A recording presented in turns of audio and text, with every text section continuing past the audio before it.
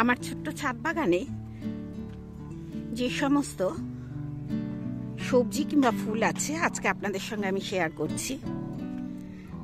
ছাদ বাগানটা আমার অনেক আনন্দের জায়গা, যেখান থেকে আমি ভালো থাকি, সুস্থ থাকি। প্রত্যেক রকম গাছ আছে এখানে। দেখুন চেরি টমেটো প্রচুর হয়েছে, চেরি টমেটো। আর লাউ তো আমার ছাদ বাগানে যেভাবে হচ্ছে ভাবাই যায় না, প্রচুর লাউ ধরেছে। এই যে দেখুন এখানেও আছে। এটা আজকে আমি 3 তলার ছাদ বাগান দেখাচ্ছি। এইটা পিডিং শাক, অনেকেই চেনেন। আর এগুলো ভাঙড় বেগুন। এবার দেখাবো কড়াইশুঁটি। এগুলো লাল শাক। গতকাল এগুলো সব তুলে নিয়েছি। এখানটা তুলে নেওয়ার পরও দেখুন কত লাল শাক আমার ছাদ বাগানে। আর আমি এরকম যে কোনো বেড, দেখুন এখানে মাটিটা দেখা যাচ্ছে, এই বেডের ভেতর আবার লাল শাকের বীজ ফেলবো। এইখানে দেখুন শিম, এটা নতুন গাছ, একদম নতুন, 1 মাস হয়েছে। আর শিম হতে শুরু করে দিয়েছে। এই যে এখানে দেখুন করলার গাছ। এই করলা নয়, উচ্ছে করলা দুরকমই আমি বীজ বসিয়েছিলাম। উচ্ছেও হচ্ছে, করলাও হচ্ছে, তারপরে হচ্ছে শিমের বেড, তারপরে তো পুদিনা পাতা। এইভাবে আমি বাগান করি।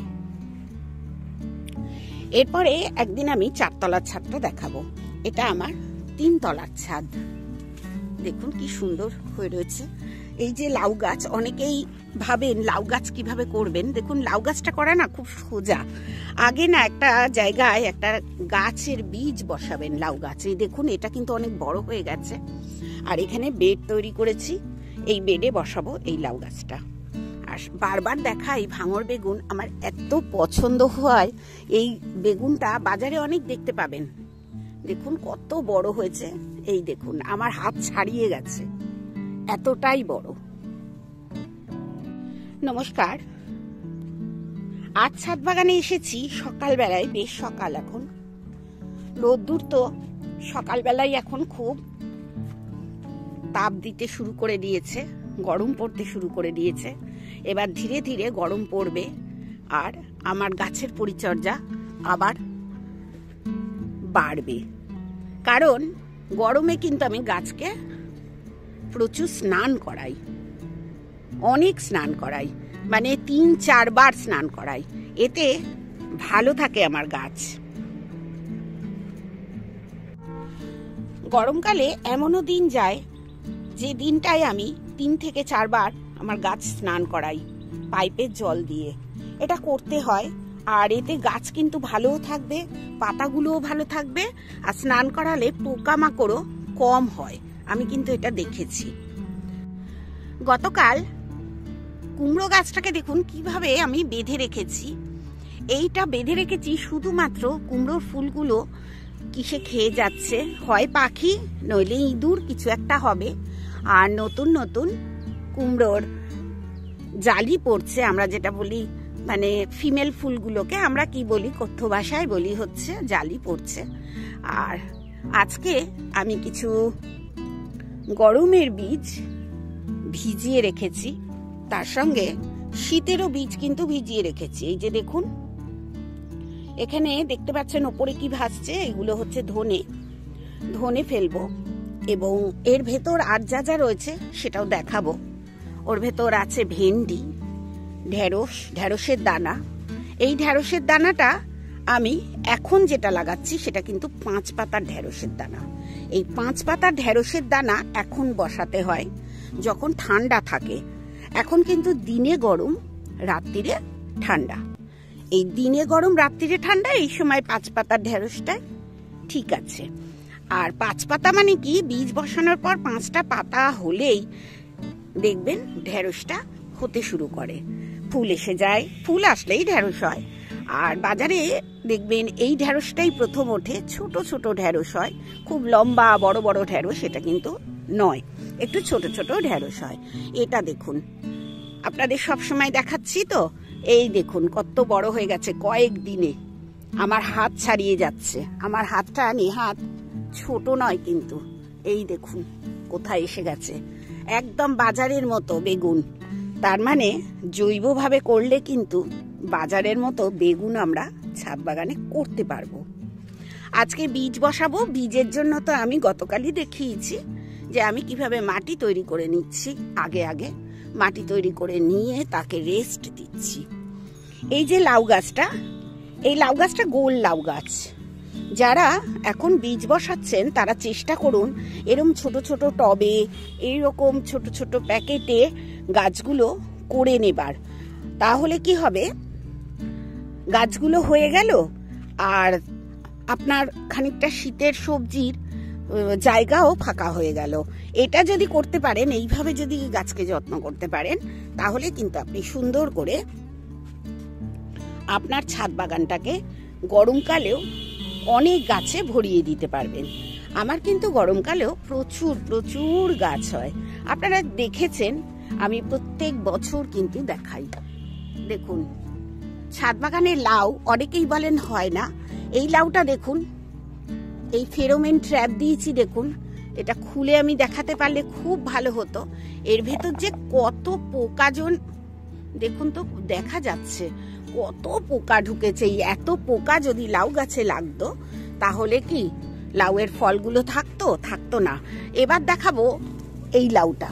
এই লাউটা আর একটা অন্যরকম লাউ, দেখুন গোল লাউ। এই লাউটাও দেখুন কত বড় হয়ে গেছে। এই লাউটা আমি যদি হাতে ধরে দেখাই, এই দেখুন কত বড়, 1 হাতেরও বেশি। এই রকম লাউ ছাদ বাগানে হয়। দেখুন আমাদের বাড়িতে আমার বাচ্চারা কেউ সবজি খায় না, থাকেও না, সবজিও খায় না। এখন যেমন ছেলে আছে, মেয়ে বাইরে, এরকম সবজি খায় না। এবার সবজি কিন্তু আমার বাড়িতে প্রচুর বেশি হয়। আজকে যেমন তুলবো এই যে এই জিনিসগুলো, এগুলো তো আপনারা জানেন। এই দেখুন কি তুলছি, এটা কিন্তু একটু চাপ দিলেই ভেঙে যায়। এই দেখুন এটা হচ্ছে পেঁয়াজ কলি।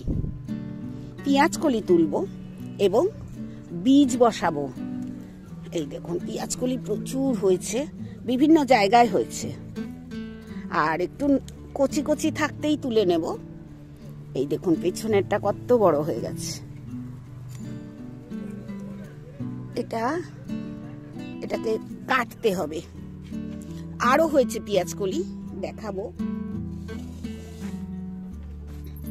এই দেখুন পেঁয়াজ কলি একটু ছোট থাকে, কাটলে এরকম ভাবে হাতে মানে কাটা যায়, নইলে কিন্তু একটু বড় হয়ে গেলে তখন তার শক্ত হয়ে যায় এই গোড়ার দিকে যেখান থেকে ওঠে।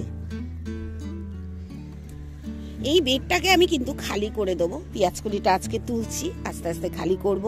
যেসব ছোট্ট ছোট্ট টবে আমি গাছ বসিয়েছি সেই গাছগুলো আমি বড় হতে দিয়েছি। একটু বড় হলে তখন আমি ওই গাছগুলো আবার এইসব গ্রো ব্যাগে বসাবো। এবার দেখুন এই যে এখানেও কিন্তু ভাঙর বেগুন আছে, এই যে সুন্দর। এ তো একটা হনুমানে বড় খেয়ে নিয়েছে, একটা নয় 3খানা খেয়েছে, নষ্ট করেছে। সাদা বেগুনগুলো নষ্ট করেছে।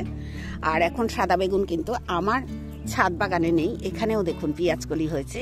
এগুলোর হচ্ছে যে গাছগুলো আমার বাড়িতে যে পেঁয়াজগুলো, এই যে দেখুন পেঁয়াজগুলো গাছ হয়ে গেছিল, আমি সেগুলো ধীরে ধীরে এখানে বসিয়ে দিয়েছিলাম। প্রচুর পেঁয়াজ কলি হয়েছে। ওই যে দেখুন পেঁয়াজ কলি, ওটাও তুলবো। মানে এবার খুঁজে খুঁজে তুলতে হবে বিভিন্ন জায়গায়, যেহেতু আমি পেঁয়াজ গাছ বসিয়েছি। খুঁজে খুঁজে আমাকে তুলে নিতে হবে। আমি তুলে নিই, তারপর আপনাদের শেয়ার করব কতটা পেলাম। আর এইসব বেগুন গাছ, এই যে দেখুন সাদা বেগুনের চারাটা করেছি। এই সব সাদা বেগুন যেগুলো দেখছেন, এই যে সাদা বেগুনগুলো, এগুলো কিন্তু হনুমান খাবার পর ছোট ছোট ছিল, সেগুলো বড় হচ্ছে। আর বীজেরটা আমি ঘুরিয়ে দিয়েছি আমার গ্রো ব্যাগটা, যাতে ওরা নষ্ট না করে। বীজটা আমি রাখবো, প্রত্যেকটা বেগুনের এবার থেকে বীজ রাখবো। তবে এটা 400 গ্রাম বেগুন বলা হয়েছিল, এটা কিন্তু হয়নি। আমি এবারে সবকিছুর বীজ রাখবো, তবে এর বীজ রাখবো না। এত ছোট ছোট বেগুনের আমি বীজ রাখবো না। আরো দেখুন বীজ কেমন রেখেছি, দেখাবো। এই যে দেখছেন, এটাও কিন্তু আমি বীজ রেখেছি। এটা পেকে গেলে এখন কিন্তু শক্ত হয়ে গেছে, বীজ এটা করছি। এরকম আমি বেশ কিছু গাছের বীজ করব, তবে ভাঙর বেগুন বীজ করব না, কারণ ভাঙর বেগুন গাছ কিন্তু কিনতে পাওয়া যায়, প্রচুর কিনতে পাওয়া যায়। এবার বলবো রোজ আমি কি ব্যবহার করি আমার ছাদ বাগানে।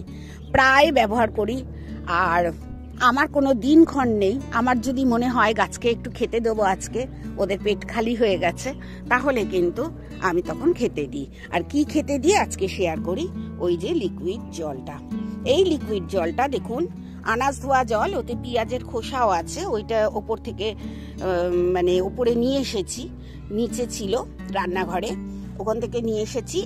এর থেকে জল মেশাবো আর লাউ গাছে দেবো। লাউ গাছ কিন্তু এই রোদ্দুরে একটু ঝিমিয়ে যাবে, যেহেতু প্রচুর লাউ হচ্ছে। লাউ যখন হয় তখন কিন্তু গাছের গোড়া সাবধানে রাখতে হয়, ভিজে ভিজে রাখতে হয়। তা বলে এমন জল দেব না যে জলটা আবার নিচ দিয়ে বেরিয়ে যাবে। বেশি জল নয়, কিন্তু বুঝে জল দিতে হয়। এবার বলবো এতে আমি কি দিয়েছি। দেখুন, আমরা যা খাই, এই যে এইগুলো কিন্তু এর গোড়া, এই যে কপির গোড়া, এগুলো না কিচেন কম্পোস্টে দিলে অনেক দিন লাগে এর কম্পোস্ট হতে। এতে আমি যা যা দিয়েছি সেগুলো বলছি। একটু মাটি আমি ব্যবহার করি, আর মাটিটা আমি এই কপির যে ডাঁটাগুলো, গোড়াগুলো, সেগুলো দিয়ে ভিজিয়ে নিচ্ছি, ওর মাটিটাই চলে যাবে। এর সঙ্গে দেওয়া আছে সর্ষের খোল, বাদাম খোল। তার সঙ্গে দিয়েছি মাছের অবশিষ্টাংশ, মাছের মাথা, মাছের কানকো, মাছের তেল, এইসব দিয়েছি। গুড় দিয়েছি আমি, টক দই। এগুলো দিয়েই কিন্তু আমি এই কিচেন যে তরল সারটা করি কিচেন ওয়েস্টে, সেটা তৈরি করি এবং গাছে দিই। এতেই আমার গাছ গরমকালে ভালো থাকবে। এটা আমি বর্ষাকালে খুব কম ব্যবহার করি। যেদিন যেদিন রোদ্দুর ওঠে সেদিন দিই, আর রোদ্দুর যেদিন ওঠে সেদিনই কিন্তু আমি এই তরল সার আমার গাছে ব্যবহার করি।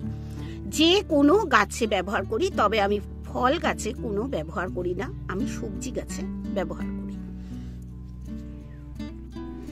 এখন আমি দেখাবো কি কি বীজ আজকে আমি ভিজিয়েছি। সেই ভিজানো বীজগুলো দেখুন, এখানে আমি ঢালছি। এখানে জল আছে তো অনেকটা, তাই এতে লেগে আছে, আবার পরে আমি ঠিক করে নেব।